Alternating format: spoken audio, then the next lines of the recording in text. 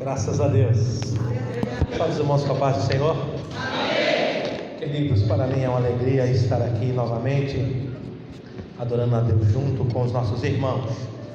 Quero agradecer ao nosso pastor Danilo pela oportunidade, também a sua muito digna esposa, também em rever os obreiros, pastor Diácono William, os nossos irmãos. Amados, aproveitando que os irmãos estão em pé, eu quero ler com os irmãos dois textos sagrados. Primeiro está em Êxodo capítulo 12, versículo 5, e depois vamos saltar para o evangelista São João capítulo 1, versículo 29. Versículo 5 diz assim: o cordeiro ou cabrito será sem mácula, um macho de 1 ano, o qual tomareis das ovelhas ou das cabras. Amém? Agora saltemos para o evangelista São João, capítulo 1, versículo 29, texto que conhecemos de cor, quando o profeta João Batista, ao ver Jesus, disse assim: no dia seguinte, João viu a Jesus que vinha para ele e disse: eis o Cordeiro de Deus que tira o pecado do mundo. Amém? Poder sentar. Graças a Deus.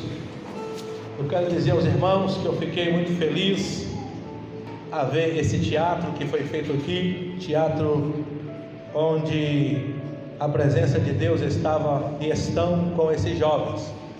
Existe pelo menos 3 formas de se aprender: ouvindo, vendo e fazendo. Quantas formas? 3. Ouvindo, vendo e fazendo. Tem gente que só consegue entender as coisas se desenhar. Você sabia disso? Você pode falar, pode fazer o que você quiser, aí você desenha. Ah, é assim? Tem gente que só aprende vendo. E teatro é uma das maneiras de algumas pessoas entender. Os irmãos conseguem louvar a Deus por isso? Amados, estamos diante de 2 textos maravilhosos, e eu gostaria de fazer algumas perguntas ao texto. Quais os significados da Páscoa para Israel? Por que a Páscoa para Israel era tão importante? Páscoa, biblicamente, não é comer chocolate. Amém, irmãos? Amém. Páscoa é o dia que se matava um cordeiro e lembrava do grande livramento que Deus operou lá no passado. E por que é tão importante para Israel lembrar? Outra coisa: quais os significados da ceia do Senhor para nós? E quais as semelhanças e quais as diferenças? Então, eu não devo só olhar para a nossa ceia, que é de mais importante, que é sumamente importante, mas eu também preciso olhar lá atrás, por quando foi que Deus estabeleceu isso. O primeiro aspecto da ceia no Antigo Testamento, se você tiver com a sua Bíblia aberta e quiser abrir comigo, lá em Êxodo ainda, capítulo 12, o primeiro aspecto é o aspecto da comunhão. Diz o profeta, diz a congregação para separar um cordeiro por família, e o versículo 4 diz: mas se a família for pequena, pegue um cordeiro, então chame o seu vizinho, conforme o número das almas, para comer o cordeiro. Então o primeiro aspecto da Páscoa era unir o povo de Israel. O primeiro aspecto era unir a família em volta do cordeiro. E se não pudesse uma família comer um cordeiro, então esta família ia ter que ir até o vizinho, contar o número de pessoas que tinha lá, e dizer: vamos comer lá na nossa casa. Ou seja, o cordeiro é símbolo de comunhão. Amém, queridos? Amém. E quando olhamos para o Novo Testamento, esse mesmo símbolo aparece quando olhamos para a palavra do Senhor em 1 Coríntios, mas deixe guardado aí, ainda em Êxodo, o apóstolo Paulo, no capítulo 10, versículo 16, diz assim, 1 Coríntios 10, 16: porque o cálice de bênção que abençoamos não é a comunhão do sangue de Cristo? O pão que partimos não é porventura a comunhão do corpo de Cristo? Porque nós, sendo muitos, somos um só pão e um só corpo, porque todos participamos do mesmo pão. Perceba que, assim como no Antigo Testamento o cordeiro unia as famílias, no Novo Testamento o cordeiro continua unindo. A igreja é unida e a igreja é um só pão. Por que um só pão? Porque fomos agregados ao corpo de Cristo. Cristo é o cabeça da igreja. Somos um só corpo, somos uma só família. Não há duas famílias, aqui há uma só família unida pelo cordeiro. Aleluia! Aleluia! E é tão importante esta união e respeitar isso, que o apóstolo Paulo, no capítulo 11, versículo 33, texto que nós conhecemos, diz: portanto, meus irmãos, quando vos ajuntai para comer, esperai uns pelos outros.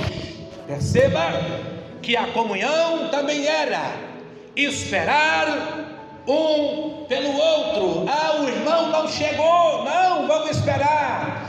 Toda a família deve ceiar junto. Amém? Quando esta família, alguém estar afastado por enfermidade ou não consegue vir, o que a igreja faz?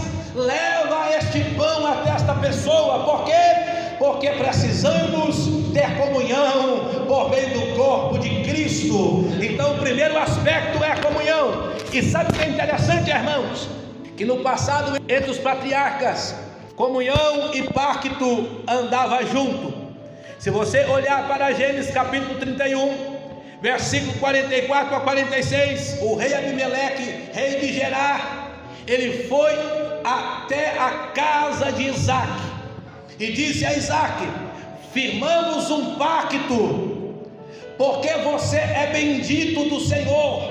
Do mesmo jeito que eu te protegi, eu sei que Deus é contigo, que você nunca se levante contra o meu povo. Por que Abimeleque quis fazer esse pacto? Porque ele sabia que Deus era com aquele homem chamado Isaac. E ao fazer aquele pacto, Isaac então matou muitos cabritos, muitas vacas, e fizeram um grande banquete e sentaram junto para comer. Por quê? Porque a comunhão também é comer na mesma mesa, comer o mesmo pão. Aleluia! Aleluia! Isso também é verdade nos dias de Labão. Labão fez um pacto com Jacó. Gênesis 41, versículo 44 a 46. Depois você leia. Naquela ocasião, Jacó fugiu da casa de Labão, e Labão foi atrás dele para fazer mal. Mas no meio do caminho, Deus apareceu para Labão e disse: não faça mal a Jacó, porque ele é meu. Diz o texto que ao chegar ali e encontrar Jacó no caminho, ele fez um pacto com Jacó e disse: vamos pegar esse montão de pedra. Amontoaram um monte de pedra e disse: essas pedras vai ser por sinal. E eles comeram em cima daquelas pedras. Perceba que comunhão é sentar na mesma mesa e comer o mesmo pão. Comunhão é comer o mesmo pão.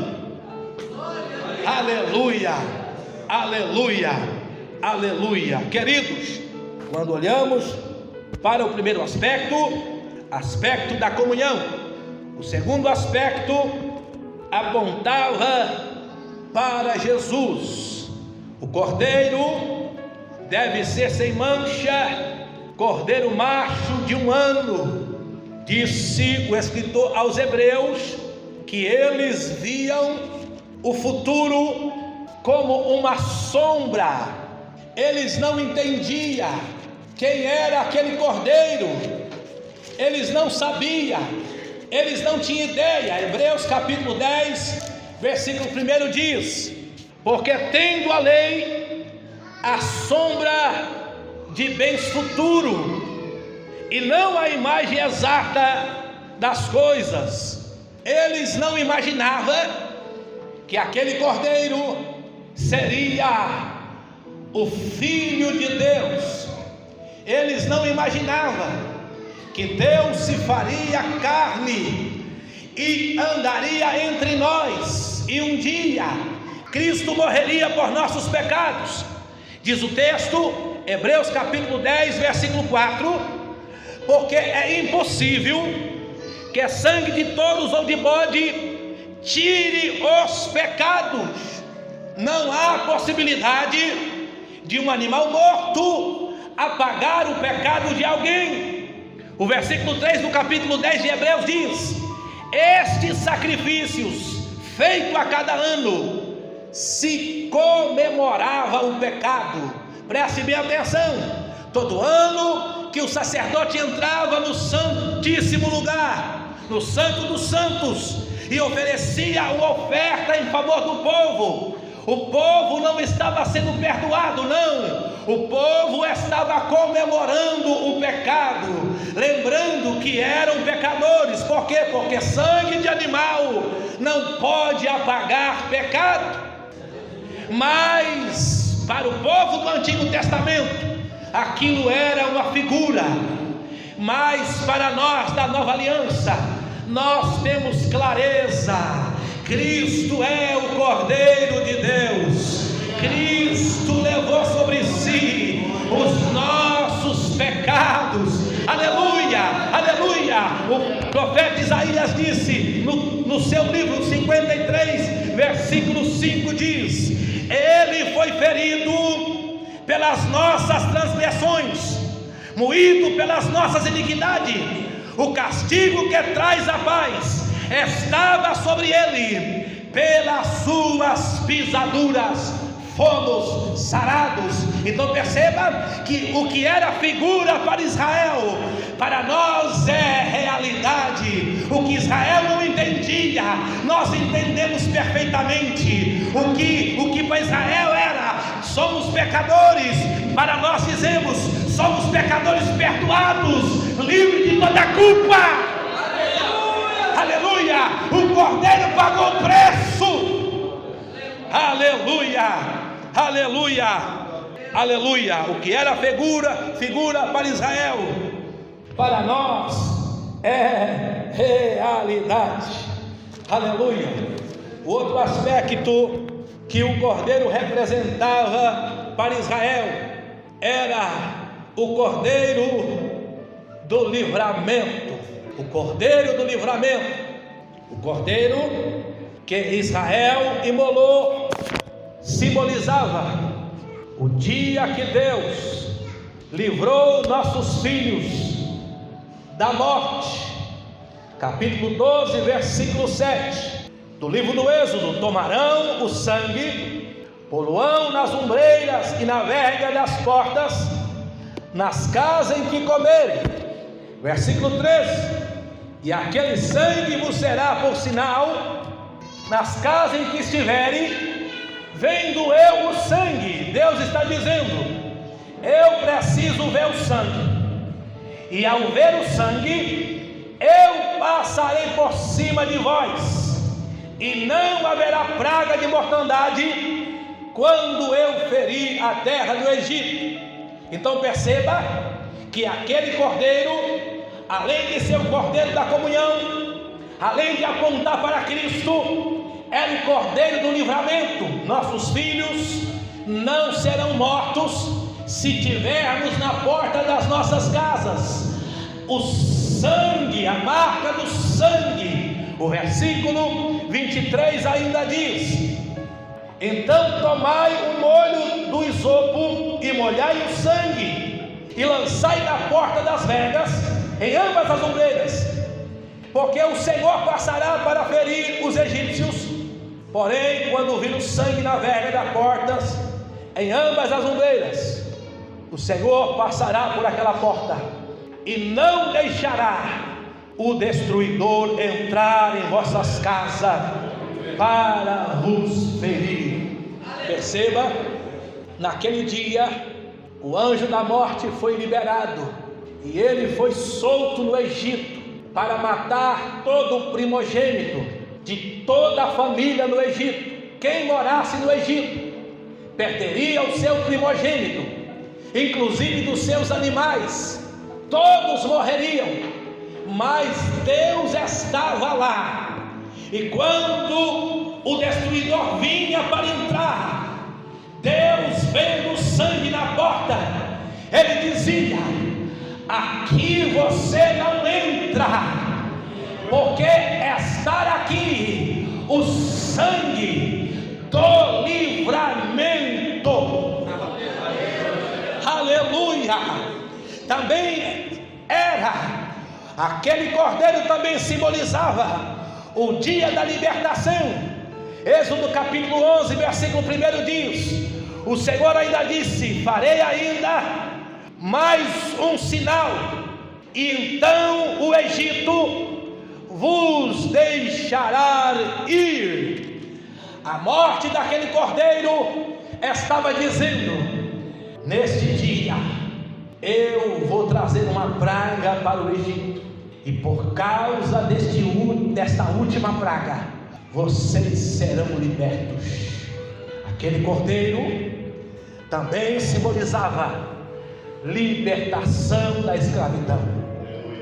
Queridos, mas há uma diferença muito grande naquele cordeiro para a morte de Jesus, o Cordeiro de Deus.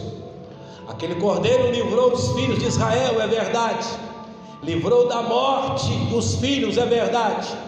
Aquele cordeiro trouxe libertação da escravidão do Egito, é verdade. Mas aquele cordeiro não podia livrar ninguém da morte eterna. A morte daquele cordeiro não podia livrar ninguém da condenação eterna.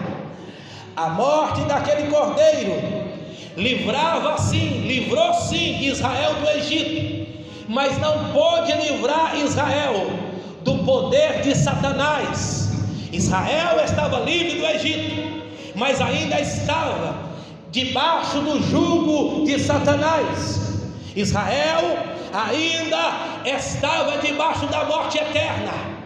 Mas o Cordeiro de Deus, o Cordeiro que tira o pecado do mundo, ele nos livrou da morte eterna, ele nos livrou do poder de Satanás. Ei, meu querido, você não é só livre da morte eterna, você é livre do poder do diabo.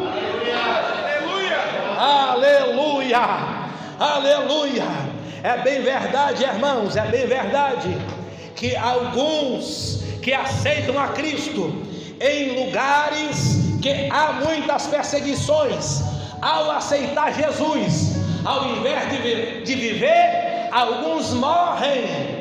Ao aceitar Jesus, ao invés de viver, alguns morrem, é verdade, mas eles morrem a morte, a primeira morte, mas a segunda morte, que é morte eterna, jamais esta morte os atingirá. Aleluia, aleluia. Se você abrir a sua Bíblia comigo, no livro de Efésios capítulo 2, texto que você conhece muito bem, o apóstolo Paulo diz, no livro aos Efésios capítulo 2, nos vivificou.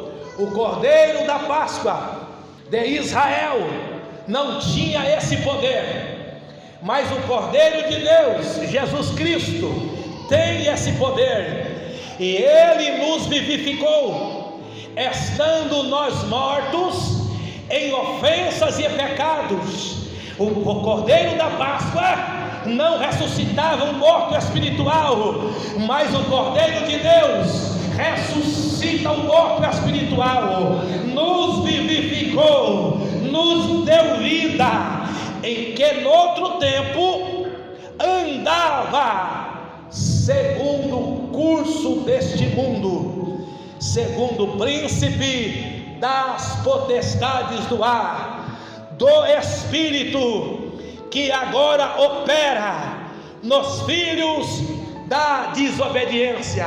Preste bem atenção, para que você entenda. O Cordeiro do Antigo Testamento livrou Israel da morte e livrou Israel do Egito, mas não livrou do poder de Satanás.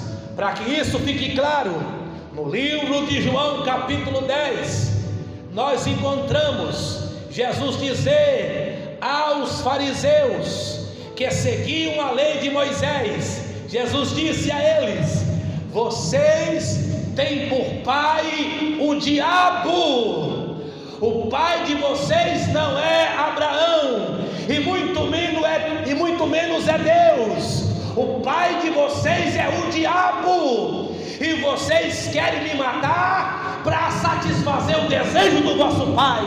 Querido, quando Israel, os fariseus, os doutores da lei, entregaram Jesus para ser morto, eles estavam fazendo a vontade do diabo. Por quê? Porque o Cordeiro da Páscoa não livrava ninguém do poder do diabo, mas o Cordeiro de Deus, quando o Evangelho de Jesus nos alcança, quando essa palavra da graça nos alcança, você é vivificado da morte, você passa a viver eternamente, e você agora deixa de servir Satanás. Em outro tempo nós andávamos fazendo a vontade da carne, em outro tempo nós obedecíamos ao diabo. Hoje o diabo não tem mais poder sobre nós.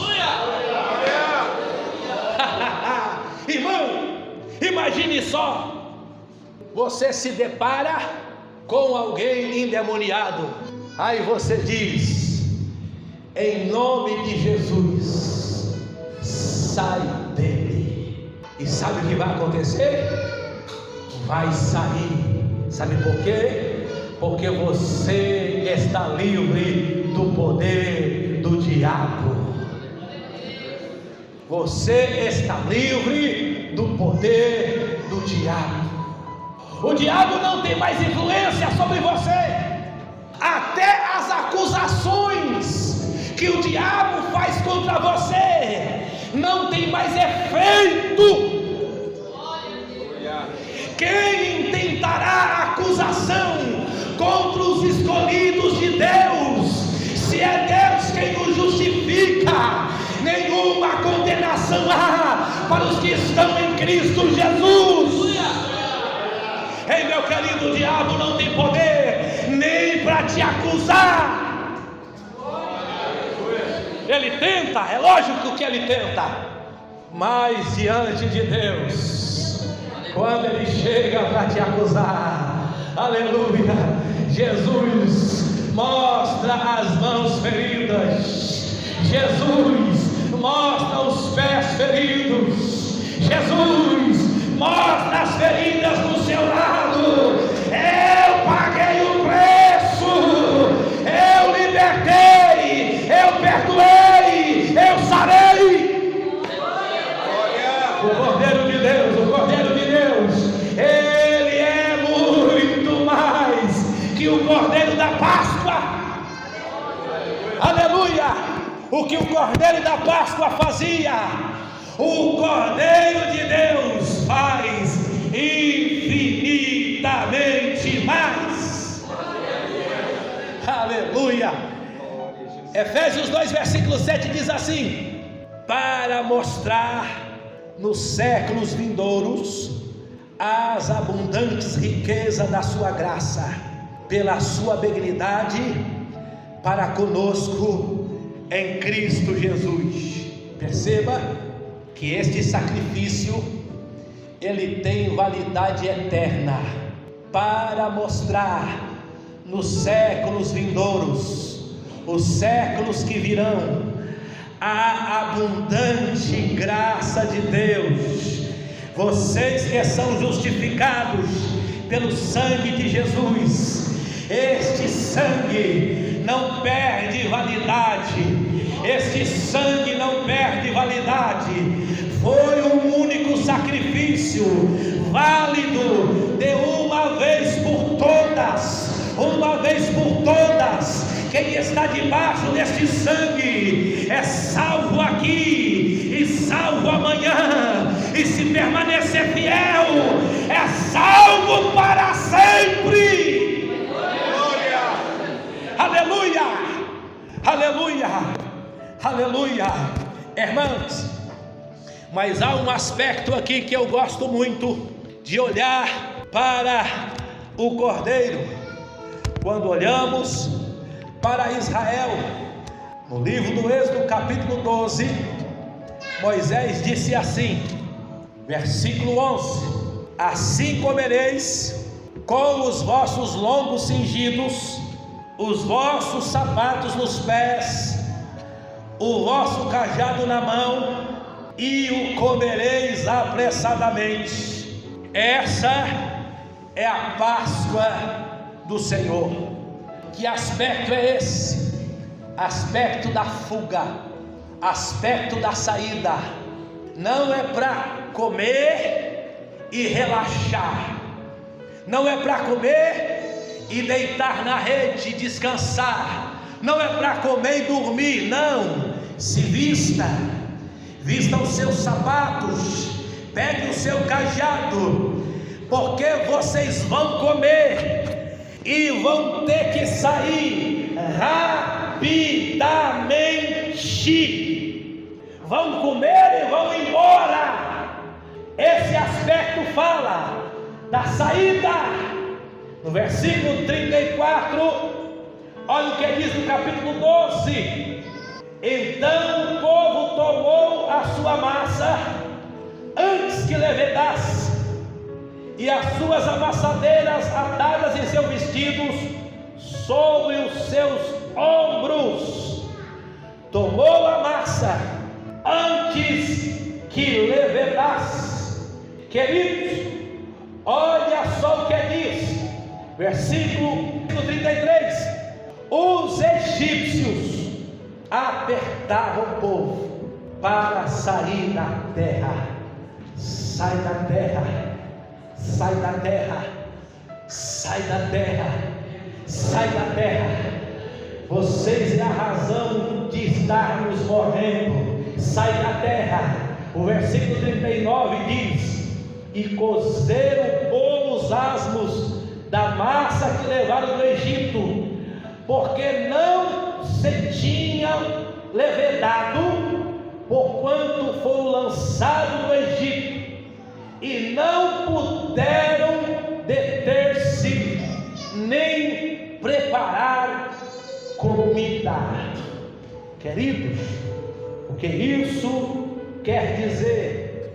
Que o cordeiro também simboliza saída. O cordeiro também simboliza partida. Quando olhamos para Lucas capítulo 22, versículo 15, na última ceia que Jesus teve com seus discípulos, ele disse assim: eu desejei muito comer convosco esta Páscoa antes que padeça. Cristo está dizendo: eu desejei, eu estou com o meu coração ardendo para sentar na mesa com vocês esta última vez. esta última Páscoa. Por quê? Porque era a partida de Jesus, era a última vez que ele comeria fisicamente com os seus discípulos, e ele queria aproveitar aquele momento máximo. E ele diz, versículo 16 do capítulo 22 de Lucas: porque vos digo que não comereis, mas até que se cumpra no reino de Deus. O que é que Jesus está dizendo? Eu estou comendo esta ceia pessoalmente com vocês, e só vou comer novamente na eternidade. Na eternidade nós vamos sentar na mesa, e eu vou comer com vocês novamente. Irmãos, o que eu quero dizer com isso, e o que isso nos faz refletir? O ato de ceiar também é ato profético. Toda vez que ceiamos, além de lembrar o que Deus fez por nós, por meio de Jesus, por meio da morte de Jesus, nós também estamos dizendo: em breve, muito em breve, nós cearemos na eternidade. Em breve, muito em breve, nós sentaremos na mesa na eternidade. Em breve, Jesus nos servirá. Irmão, sentar nessa mesa é dizer: em breve, na eternidade, eu cearei com Jesus. Aleluia. Em breve, aleluia. Cristo disse à igreja de Pérgamo, Apocalipse 2,17, e eu quero encerrar aqui: ao que vencer, eu darei o maná escondido. Há um maná escondido no céu, há um pão escondido no céu, há um alimento escondido no céu, reservado para aquele que vencer. Aleluia. No dia do Senhor, no dia que sentaremos na mesa da eternidade, Cristo vai pegar aquele maná, o maná escondido, e vai dar para todos aqueles que foram santificados, justificados, revividos, ressuscitados pelo sangue, e vai dizer assim: pode sentar na mesa e come do maná que eu reservei para aqueles que venceram. Há um maná escondido para você. Você crê? Você crê?